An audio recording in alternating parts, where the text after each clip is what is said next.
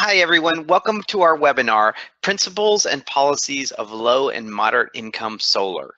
This webinar is presented by the Clean Energy States Alliance, also known as CESA, as part of the U.S. Department of Energy Solar in Your Community Challenge. My name is Nate Hausman. I'm a project director here at CESA, and I will be moderating this webinar today.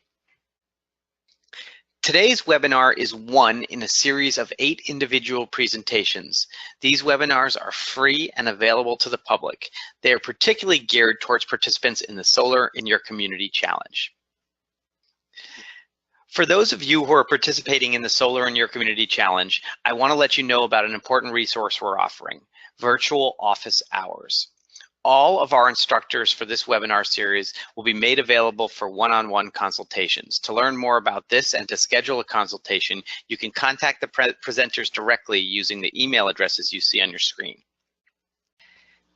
And with that, I'd like to introduce you to our presenter for today's webinar, Warren Leon. Warren is Executive Director of CESA. He oversees CESA's day-to-day operations and directs CESA's RPS Collaborative. Prior to working at CESA, Warren was Director of the Massachusetts Renewable Energy Trust, Executive Director of the Northeast Sustainable Energy Association, and Deputy Director for programs at the Union of Concerned Scientists. Warren's going to speak for 15 or 20 minutes on presenting solar information to consumers, and then we'll take some questions.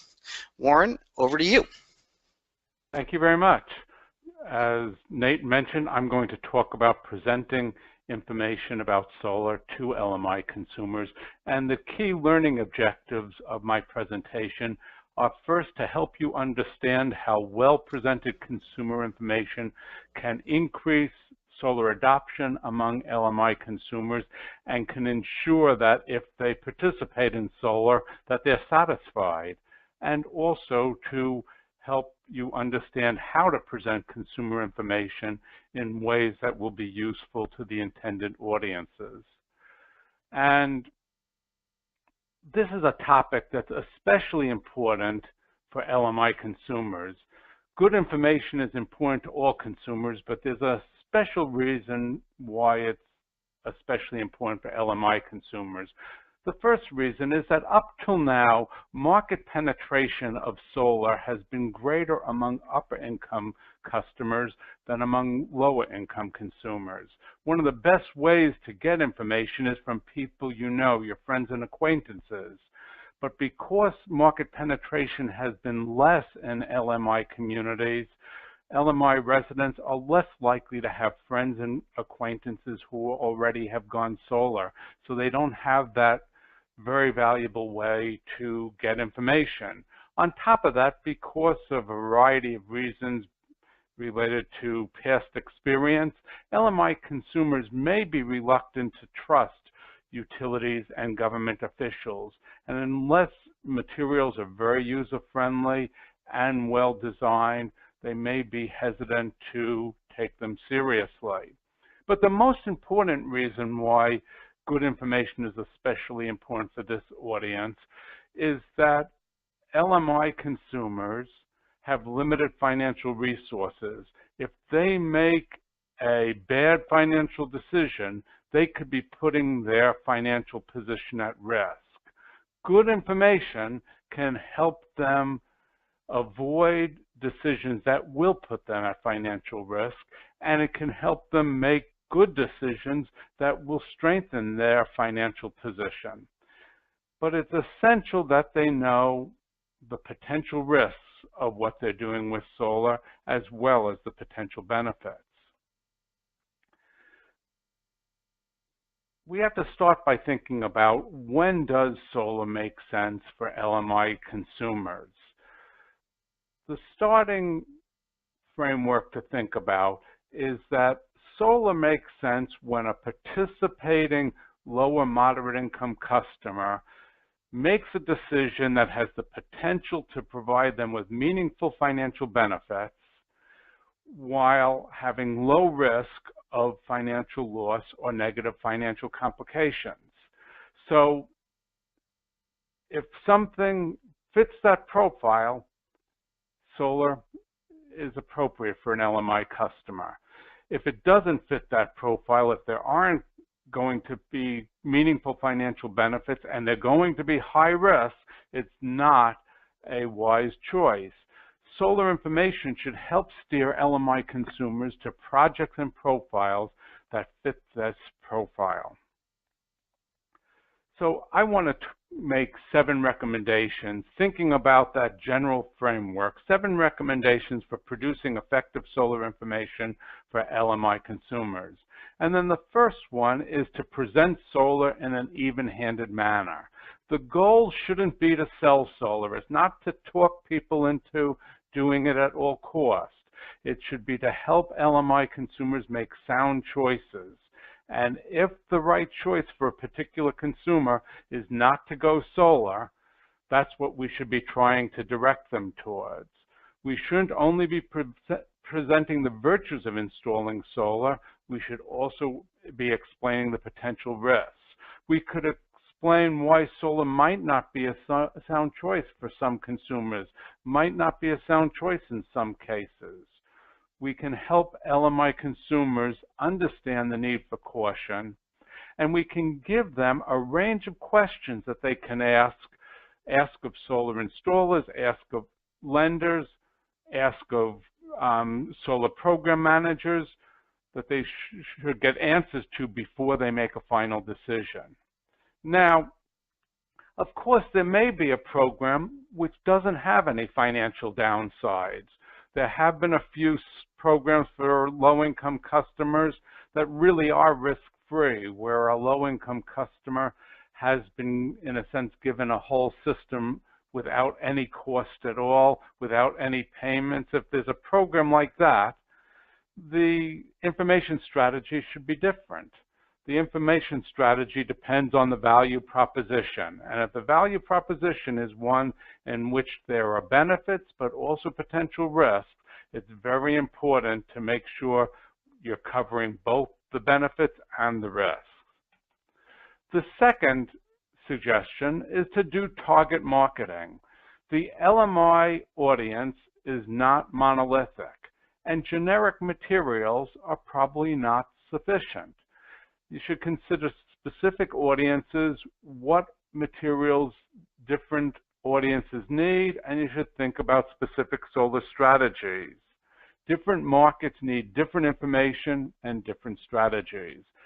There's a different strategy for presenting information to homeowners versus renters, to renters who pay for their utilities versus renters who don't pay for their utilities. If a project's targeted at multifamily housing, that may require a different strategy than a program or a project targeted at single-family housing. Mobile homes have their own issues and own information needs.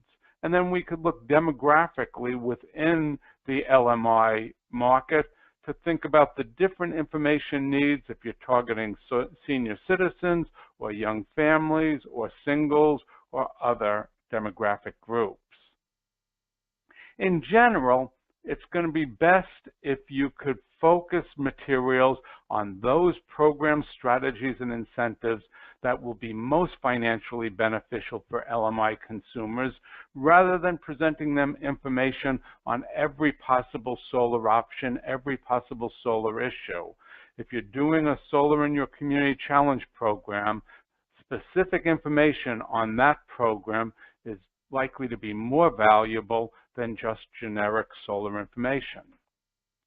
The third suggestion, and to some extent you would think this goes without saying, is to make information easy to understand, visually appealing, and easy to use.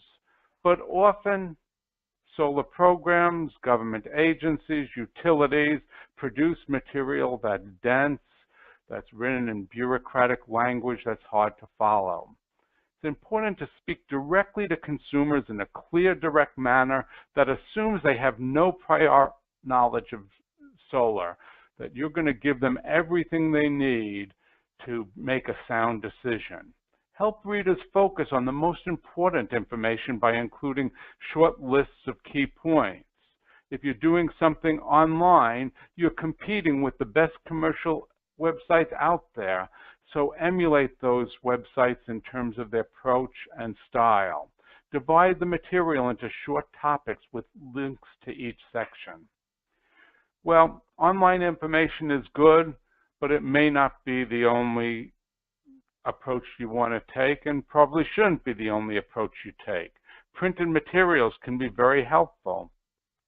And it also is important to think about using strategies that involve partnerships with other groups. And that leads me to the next point, which is it's very important to partner with trusted groups and individuals.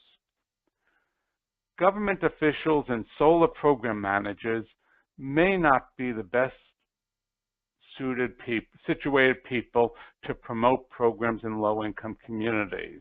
They may have good information, may have good ideas, but they may not be trusted. A person is much more likely to believe what they receive if they're receiving it from somebody they know and they trust. So it's important to partner with allies such as low-income outreach and advocacy groups, such as community action agencies, community groups, religious institutions, service institutions. Working with such groups can reinforce mutual trust. It could give you good ideas for how to improve your outreach, how to improve your marketing, what issues you need to cover, what information you need to give. Fifth, emphasize dissemination as much as materials development.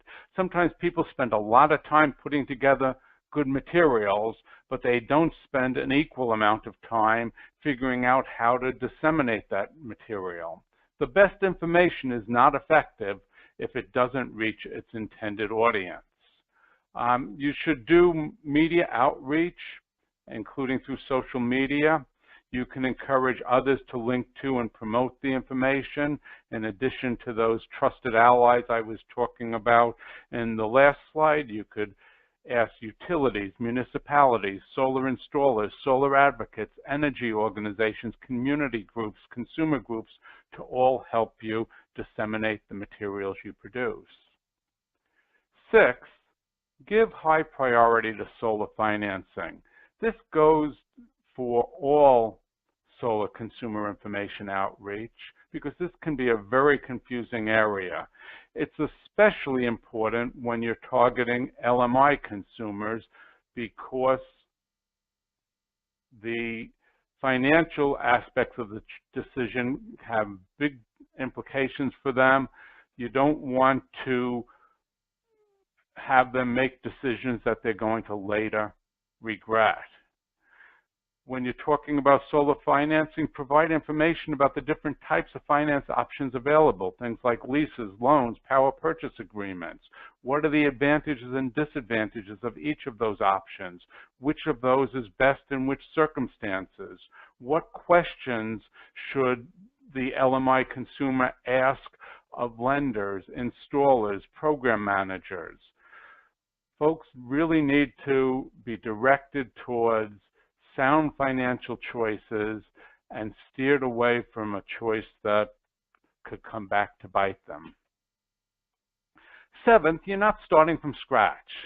There's lots of pre-existing resources out there, although most of it is not targeted specifically at the LMI market, but there's a lot of good generic information about solar out there on the web and in printed form, and you could draw on these resources. You could link to them.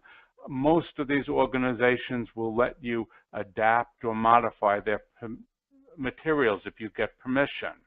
You could look at what's available from the U.S. Department of Energy, the National Renewable Energy Laboratory, from states, from the Clean Energy States Alliance. We've produced a lot of materials from utilities, from the Solar Energy Industries Association, universities, nonprofit organizations, and commercial websites. So there's a lot out there. There's one thing in particular I want to draw to your attention. George Washington University Solar Institution, in conjunction with us at CISA, produced 3 short videos that range from 4 to 7 minutes long. They weren't specifically designed for the LMI audience, but they're user-friendly, they're consumer-oriented, they provide even-handed information, They cover rooftop solar financing 101, choosing a solar installer, will solar panels save you money. These videos were developed and funded by the U.S. DOE Solar Energy Technologies Office. You can find them on our website. You can link to them, and you can, in fact, if you ask us, we can give you copies to actually place on your website. It's one good resource to consider. When thinking about solar information, there's a large number of possible topics. I'm not going to go through all of these, but I just wanted to give you a sense of the things you could potentially cover, and you should think about what makes sense for your particular program and your particular audience. There's a lot of models you can consider, and we've produced a guide called Solar Information for Consumers. It was really written for state government agencies, but a lot of the advice is appropriate to municipalities or community groups or other organizations engaged in the Solar in Your Community Challenge. We talk about a bunch of different models that you could read about and see examples of in the guide. Models such as a dedicated solar consumer information website, a comprehensive guide that covers everything from soup to nuts, a list of solar installers, solar resource maps and calculators, solar statistics. Well, among the models in the guide that you might consider, three that I think are especially appropriate when you're doing outreach to the LMI audience. One is a brief low-budget guide. The second, something I've talked about already, is a focus on solar financing. And then the third is to produce materials on specific topics rather than general materials. Topics such as community solar for LMI customers, or solar for multifamily housing, or solar for mobile homes. There are a lot of specific topics you might consider producing information on. Well, that's my story. That's the information. You could contact me or Nate if you have questions or would like to have a one-on-one consultation. Let's see if there are any questions now. Great, thank you, Warren. And I want to remind listeners that if you do have questions, you can type them into the chat pane on your window that should be visible. Warren, if someone wants to produce a solar information website for low-income consumers in their particular city, what are some websites they should look at to get ideas for what to do? That's a good question. Interestingly, I can't point anybody to a good website that focused specifically on LMI customers. If anyone knows of one, please contact me. But there are a lot of good, more general websites that you could use as starting points. One I especially like is the Go Solar Connecticut website, which was produced by the Connecticut Green Bank. It's called gosolarct.com. They cover a lot of different topics. You'll get good ideas of things you can cover.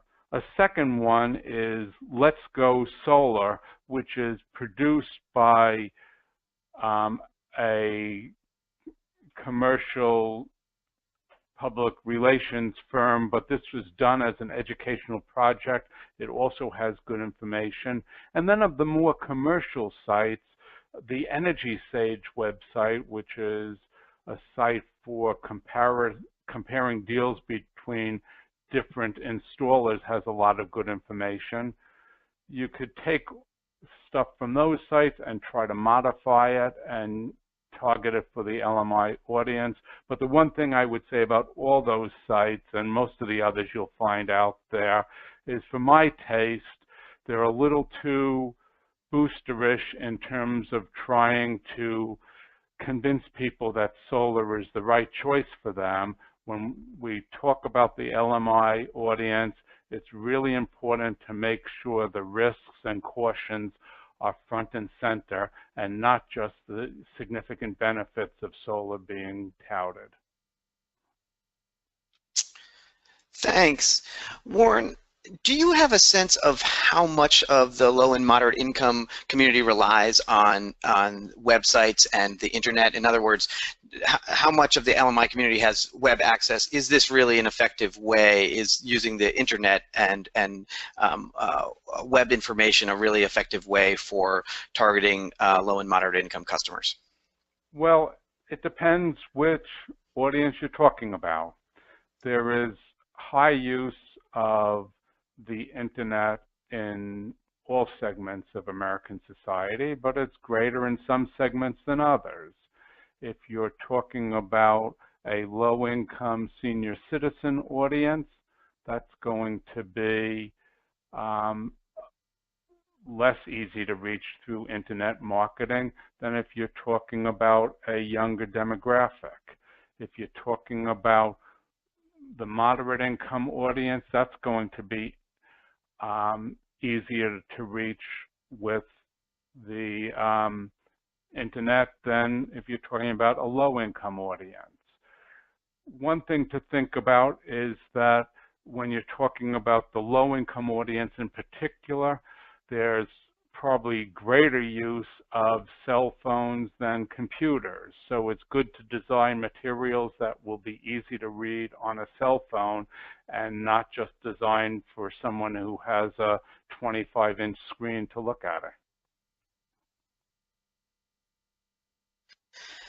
Thanks.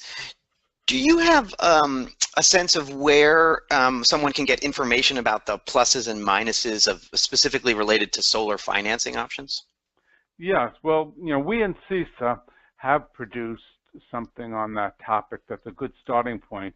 In fact, you, Nate, wrote a guide on solar financing. It was designed for consumers. You can find it on our website. Several states like New Mexico and Massachusetts and New York have produced their own versions of that guide, and it goes through the different options. It talks about the pluses and minuses of different choices.